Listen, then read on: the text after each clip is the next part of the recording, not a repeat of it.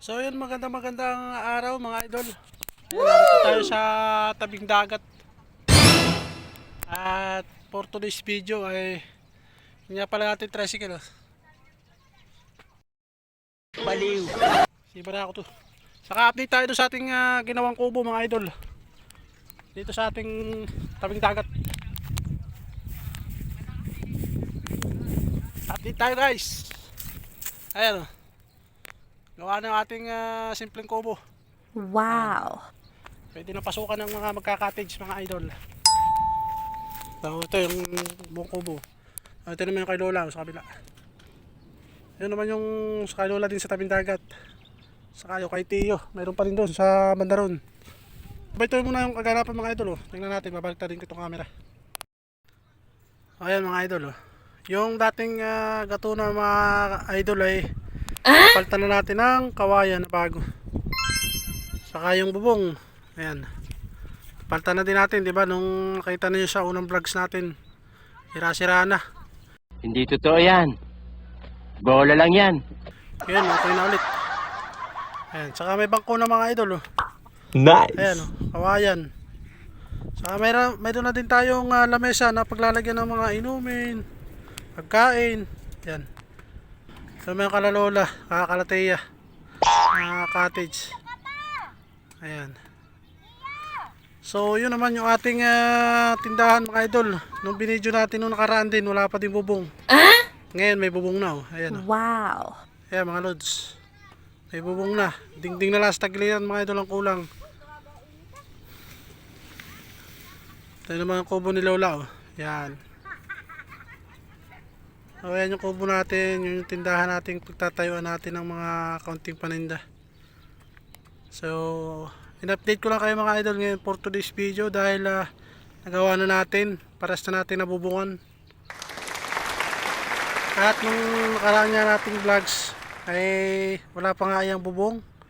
Yan, yung cottage na yan. Sira-sira yan dati sa una nating yung ating unang vlog. What? Sa mga nakapanood ay talagang sira mga idol.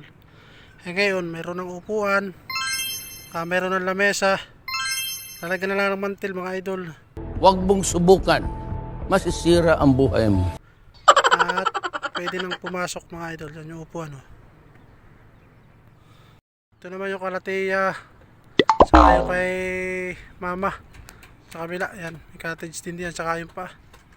Yan. Saka yung kay Tiyo tinatayo pa rin. Yan ah. Saka yung kay Lola. Ayan.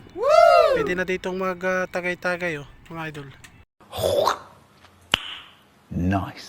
Sa tabing playa. May lamesa na, may bangko na. Ayan si Tiyo, nagagawa din ng kanyang cottage dito sa kabila. Oh no! So talagang paspasan yung aming paggagawa dito mga idol ng kubo. Ito din, kay Lola din. Ayan, may magandang mantil oh, madirag. What? So yung tindahan naman natin guys ay si Tiyo. So puntahan din natin yung ating tindahan.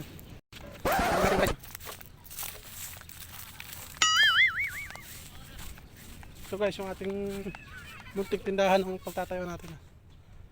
Gato na din yung dati, wala na din bubong. Wala na din lahat, mga idol. Huwag kayo iiyak. Pero ngayon, okay na. Nagawa na rin. Ayan guys. Hello. Ayan. Ito natin lalagyan nating munting tindahan. Oh. Wala na dingding, didingdingan natin itong kabilang to.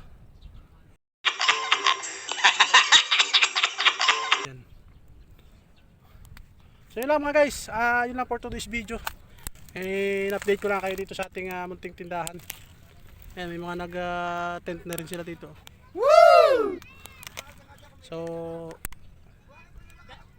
mga sa isang araw, lilipat na tayo dito guys, mag-akot na tayo. Kaya nga pala natin inapura na ipagawa yung ating tricycle doon sa aking utol. Ay ito nga ang purpose natin. Mag-akot ng mga gagamitin.